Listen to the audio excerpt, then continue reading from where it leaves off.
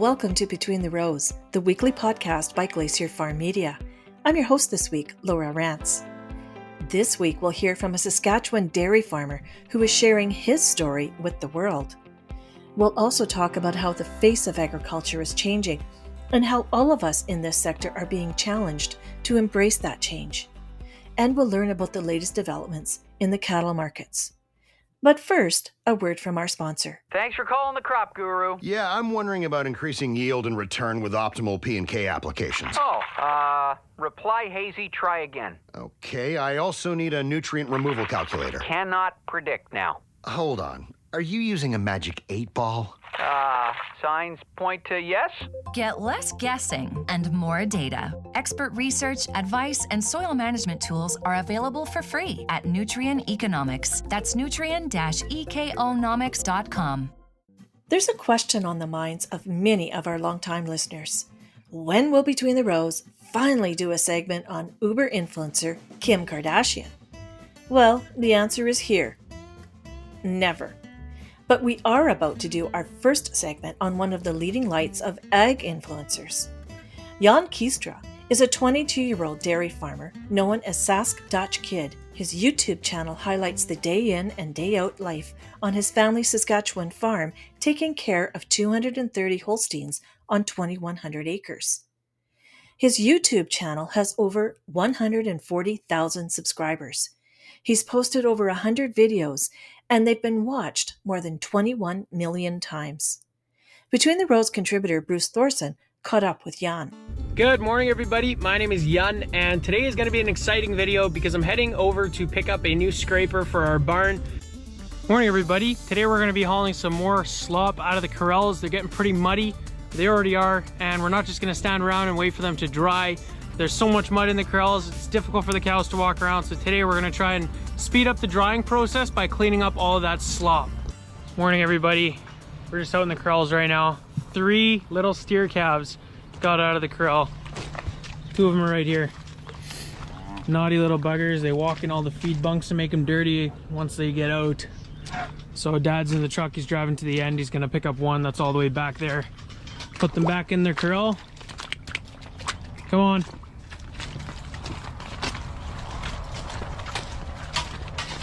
Hey, hey, hey, hey, hey, hey. Hey, hey, hey, hey, hey.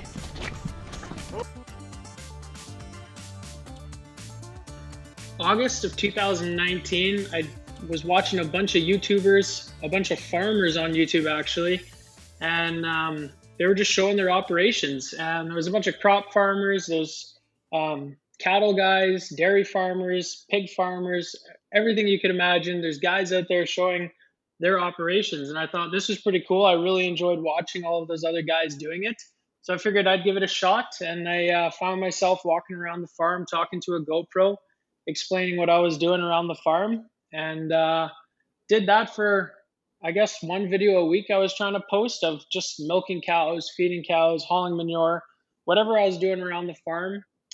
And after about 2.5, 3 months, it kind of took off. I started getting some traction, some more views.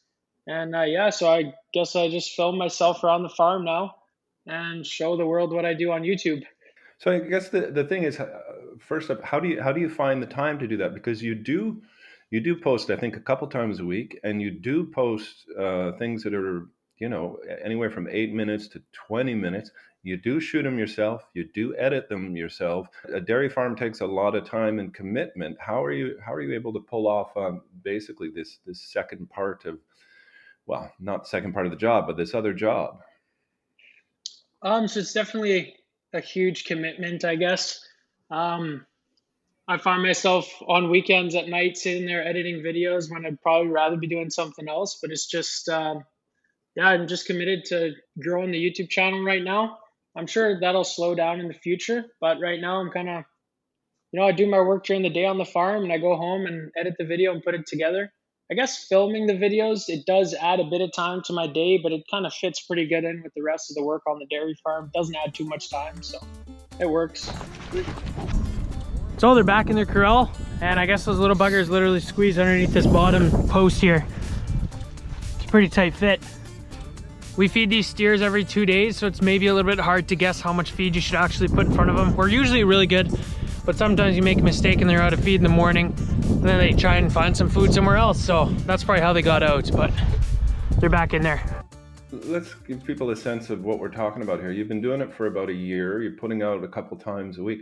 How many subscribers, how many views are you getting?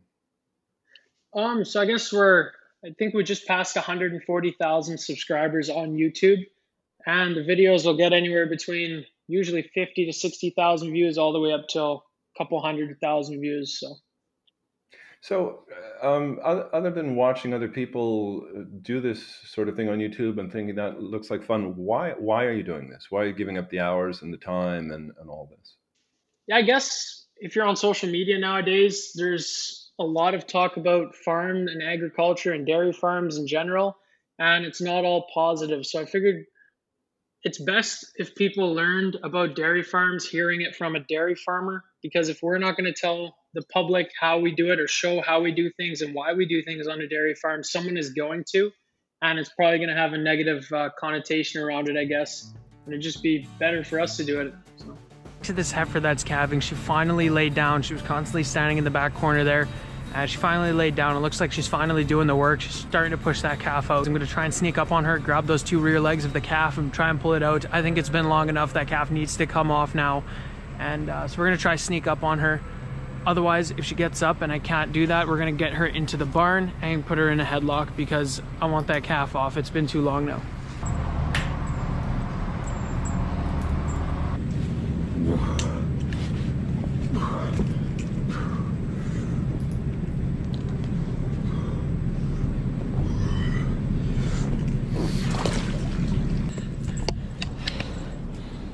Oh, look at that little calf. Perfectly fine. Good job, Mama. We'll get Mama up here. She's tired. She worked hard. So that's interesting that you want dairy farmers to tell the story of dairy farmers. You've got 140,000 subscribers there.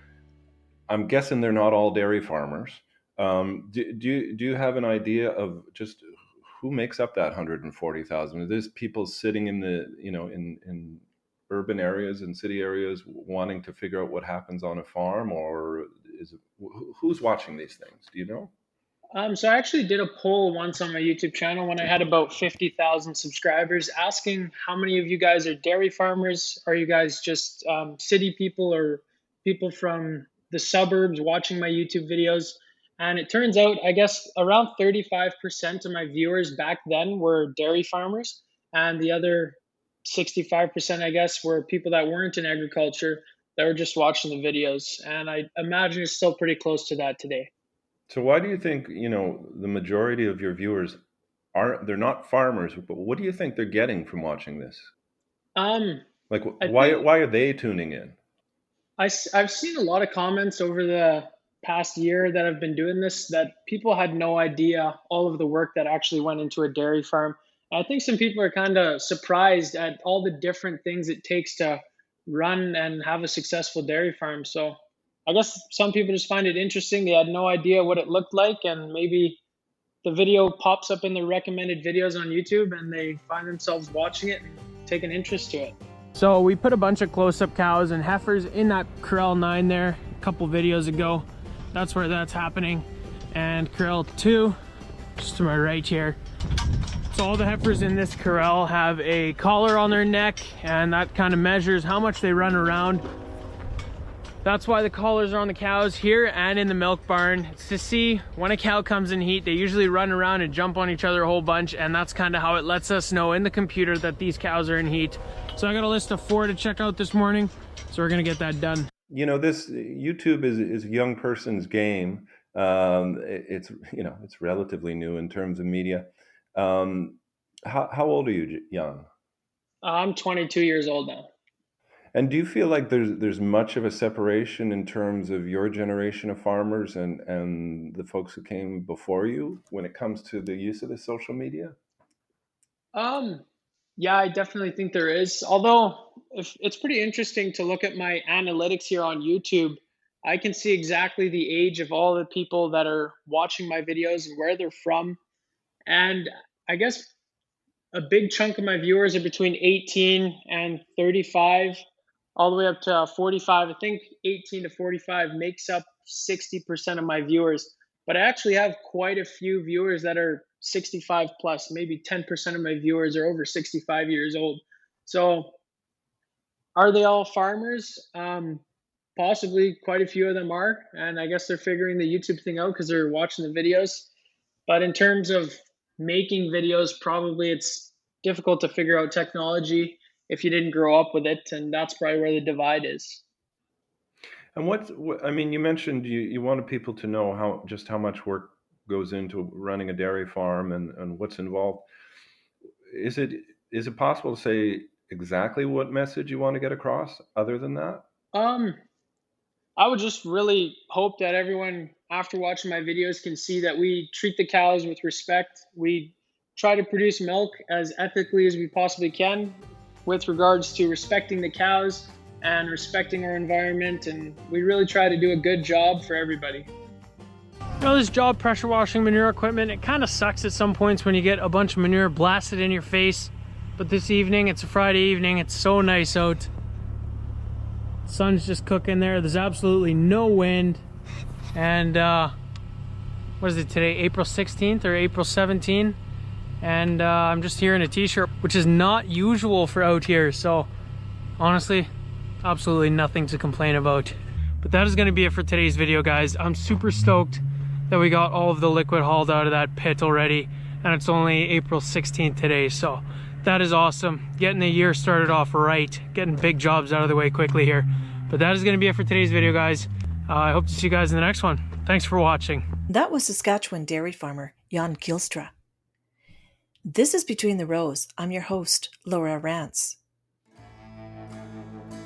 Next up, Canadian cattleman editor Lisa Gunther talks to Brian Peria, the senior analyst with Canfax, to find out what's happening in cattle markets.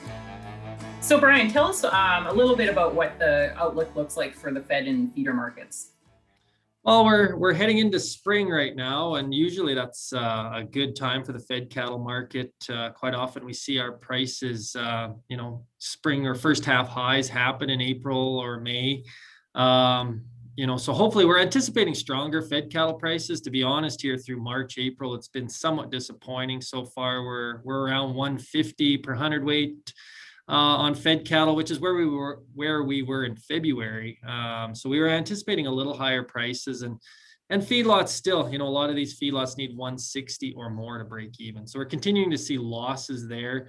But that said, we are anticipating cattle numbers to tighten into May, June, and should see some higher prices that way. Hopefully at least get to some break evens if things go our way and processing plants can continue to work through these cattle in a timely fashion. So, the futures market have been on a very strong run. They're anticipating much stronger prices later into 2021, just given less cattle around, stronger and very strong demand. So feeder market's holding up quite well. Despite the fact, Canadian dollars near 80 cents, feed costs continue to be quite strong. Lethbridge barley is almost $7 a bushel, which is a lot higher than it's been for many years. So, feeder cattle are still hanging in close to kind of like 5-year average prices on that side of things. So, and with that, calves, any lighter calves going to grass with the high feed values, the more pounds you can put on cattle on grass is certainly worth more or has value there. Moisture concerns kind of continue to hamper the market or be a concern across most of Western Canada here. Definitely hoping to get more, snow and some moisture's hit here over the last week, and hopefully through late April we get some more moisture and keep that market really strong. But with that, buying grass cattle today, if you've got grass, there's even opportunities with price insurance to maybe even lock in a little bit of profit though. So, light calves, still seeing calves 220, 230, 240 a pound. But if you've got grass, there's still maybe even value in that. So quite strong or reasonably strong, all considering for those markets. Anything else people should be aware of, perhaps as we go into the summer season, besides potential moisture concerns, although it is quite early in the year, of course? I guess, moisture concerns of overflowing of cattle. The U.S. there's concerns of drought in the U.S. and just the flow of cattle. We've got a lot of cattle to work through this year. There's still, cattle on feed in the U.S. is near record large. So, this market, there's a lot of positive things going on. Pork and hog prices extremely strong. Exports very strong. China's becoming just a massive importer of beef and pork. Which is very supportive to the marketplace. So we've just got to work through our numbers here. Ultimately, I'm hoping we can pass or see more dollars flow from the meat demand strong, flow from the packers down to primary producers, which eventually, we're still feeling some of these excess or larger cattle numbers due to COVID being pushed back into this year. And hopefully we work through that. And, there is better price opportunities ahead for the, primary producers in the beef sector. Of course, one positive development is that Cargill is planning to have an on-site vaccination clinic for their employees later this month. What's kind of the medium-term outlook on that development? Yeah, and we've heard, here and there's still, little cases pop up at the plant. So they've got to isolate people, and it has slowed chain speeds in some instances. So certainly, there is always that uneasiness after last year and some nervousness about COVID issues at the packing plants, although they've done an amazing job at controlling it and continuing to process cattle. But, that'll ultimately, there's going to be a little bit of logistical challenges to get everybody vaccinated in a timely manner and make sure, it doesn't interrupt chain speed too much for a week or two as everybody gets vaccinated and gets a little bit of time to get back to work. But, longer term or medium term, certainly positive. The packing plants, there's good profits there. There's, they can work through these cattle. The sooner they can do that and give more leverage to cattle producers, we'll start seeing hopefully some better returns or better prices in the marketplace without having that COVID risk overhanging the marketplace going forward. Great. Well, thank you very much. I appreciate your time. No, perfect. Appreciate, thanks for having me. That was Lisa Gunther talking to Brian Peria, the senior analyst at Canfax. Our last item this week is about 3 simple words that are proving remarkably difficult for us to talk about, even in agriculture, where we like to think of ourselves as being good neighbors who know how to get along. Equality, diversity, and inclusion. Everywhere we turn, we are running into discussions about gender, race, gender identity, and even new ideas. And it's becoming clear that before we can talk, we have to figure out how to talk. It's not just about new faces, it's also about becoming more accepting of different ideas. Companies and organizations that have embraced inclusive policies are quickly realizing that implementing them is, complicated.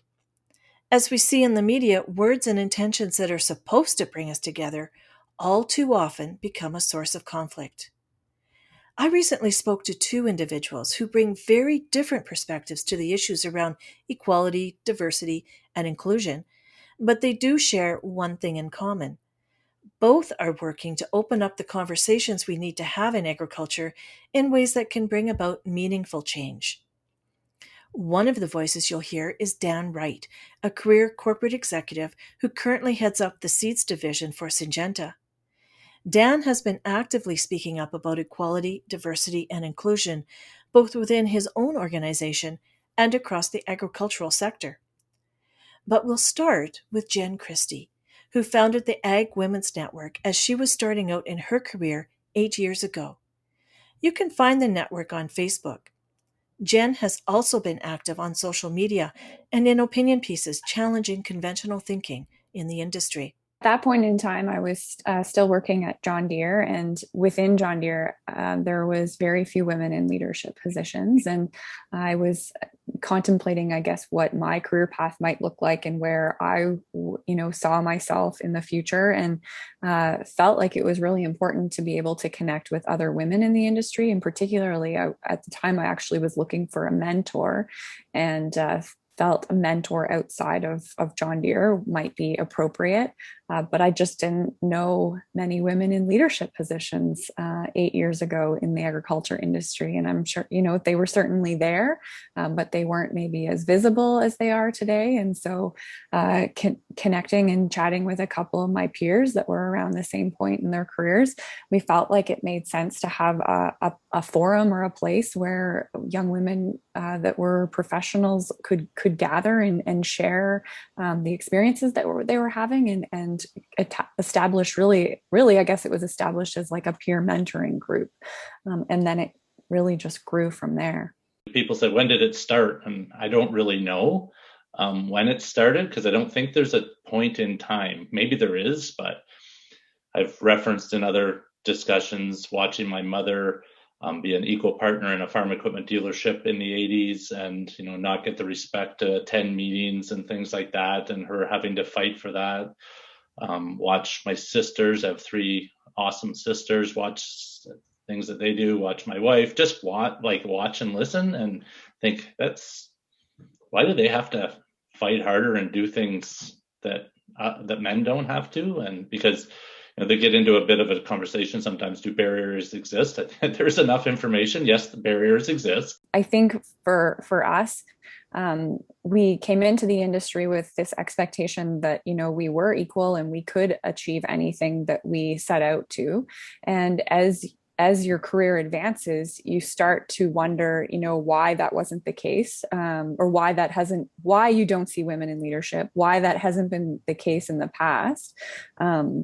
And start to, I guess, question some of those things that you see and experience around you. Certainly, there's things that I brushed off and just accepted that that's how it was. But I guess as my career has evolved and as I've got to know different people in the industry and people have shared with me the experiences that they've had, I've started to realize that, the experience and my perspective is only my perspective, and not everybody has had the same experience in the industry. And started to ask, why is that? And could by asking that question, why, and starting to, dig a little bit deeper, I feel like we start to find some more answers that maybe explain why the industry looks the way it looks today, why it's still very, predominantly male-led. It's a very white industry. And I think for a long time, I just kind of took for granted that that's the way it was and accepted that as an answer. And I think now for me and for more of my, my peers in my generation, I think we're not willing to accept that that's the answer. We're wanting to know, why does it look that way? And we're learning more about, the history of agriculture in Canada, and particularly the history of land ownership and how land has been transferred through generations, how land was acquired to begin with. And it starts to explain a little bit, I think, as to why the industry looks the way it looks today.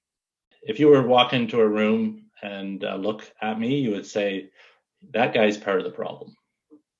Just from the optics of being an older I'm an old white bald guy with a gray goatee.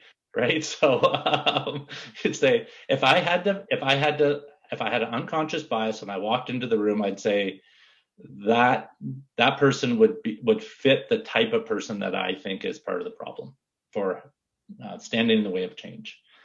And so it's important to me to not be that person. But I think I have a responsibility of where I am at for a leader to open it up and to allow people to be better. On my team that I manage, we talk a lot about that. We talk a lot about how, equality, diversity, and inclusion is going to get us to where we need to be. Everybody gets an opportunity to speak up. It's also diversity in thought, diversity in personalities. In a meeting, you'll have a type D. I'm a D personality on the DISC profile, which is very outgoing and loud. There are people that are an S, more sensitive. They have great ideas. We need to be really cautious, and I try to be really cautious not to judge, because most people that I know in this industry are really great people and want to learn and want to evolve. they do get nervous about saying the wrong thing, and certainly on Twitter and social media, just saying words matter, and the intent on Twitter, it's not a lot of characters, right? And a couple things misplaced unintentionally can come across the wrong way. So I think that for me, the conversation is best in a friend group or colleagues to have it and get practice and just be open, because that's where people know that, okay, I know that you're a really good person. So what did you mean by that? Didn't come out good. Oh, that's not what I meant. What I meant was, and then you get more comfortable to have more conversation. And so for me, it's, if everybody's on a journey, and if they're nervous about having the conversation outside of a group, just start with a small, comfortable group and build from there. It really starts with, trying to broaden and expand your network and engage people who have different backgrounds than you and maybe a different perspective, and respect that just because they bring a different perspective and have a different experience, it doesn't mean that it's better or less than. It's different. The research and the data paints a very strong picture for diversity, and having diverse groups, particularly as you're wanting to innovate as an organization, and as we're as an industry looking at how are we going to grow and how are we going to be one of the top exporters in the world. It's insanity to think that we're going to achieve something drastically different from what we've achieved in the past if we continue to have the same voices and do the same thing. Look to the growth areas, the areas that are thriving, that like technology, all different computer technologies and all different things like that, where you see extreme rapid growth, and look at the makeup of their organizations. You'll notice something. They all don't look the same. No.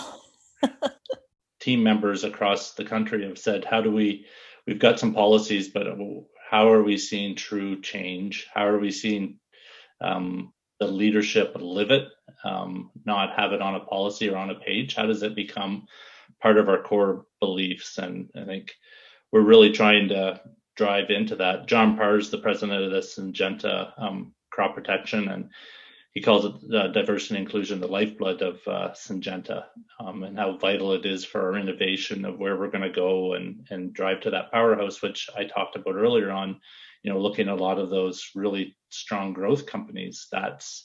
We need to get it right as a company. And for agriculture in the future, we need to get it right so that we can have great talent.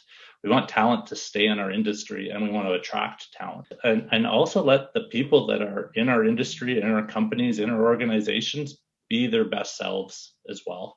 And that's something that I've learned, that phrase, how do you let people be their best selves, and grow and not be hindered by microaggressions or barriers, little and small, because there's both.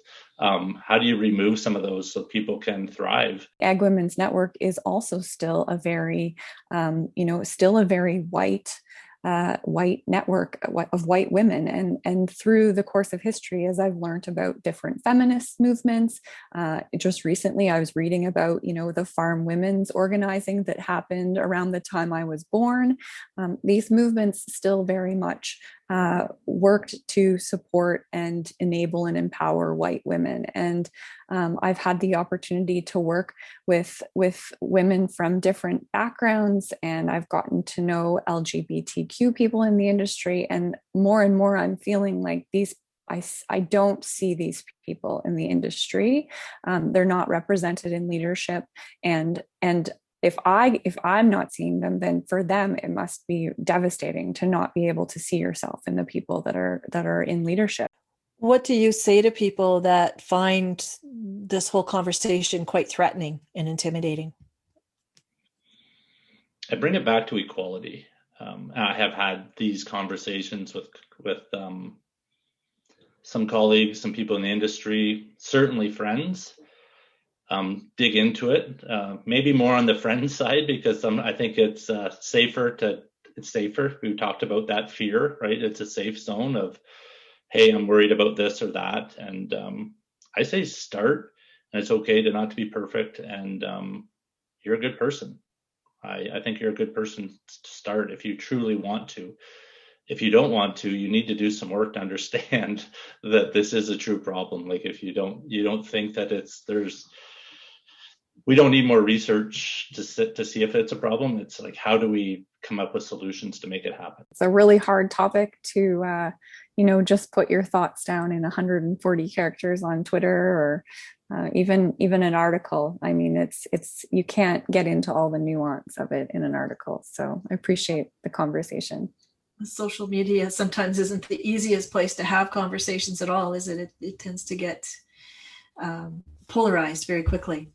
It does. And unfortunately, I think, COVID has only exacerbated that, because these would have been conversations that we probably would have been having in lobby bars and outside meeting rooms. And we haven't been able to do that over the last year. So it's really important that the effort is made, I think, to have these conversations virtually when we can.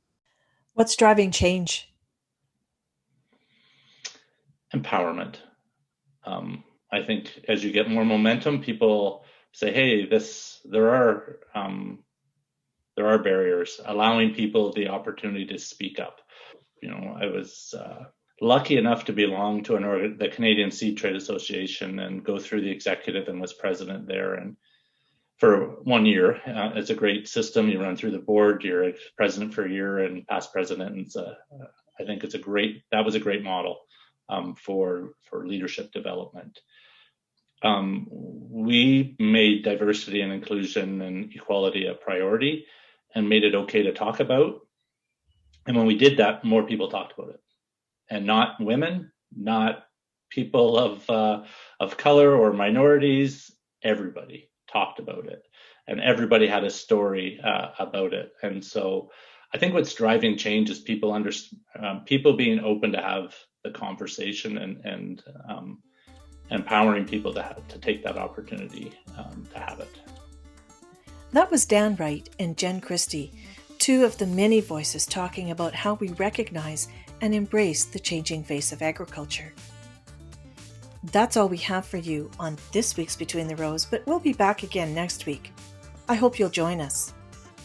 I'm Laura Rance. Thanks for calling the Crop Guru. Yeah, I'm wondering about increasing yield and return with optimal P&K applications. Reply hazy, try again. Okay, I also need a nutrient removal calculator. Cannot predict now. Hold on. Are you using a magic 8-ball? Signs point to yes. Get less guessing and more data. Expert research, advice, and soil management tools are available for free at Nutrien Economics. That's nutrien-economics.com.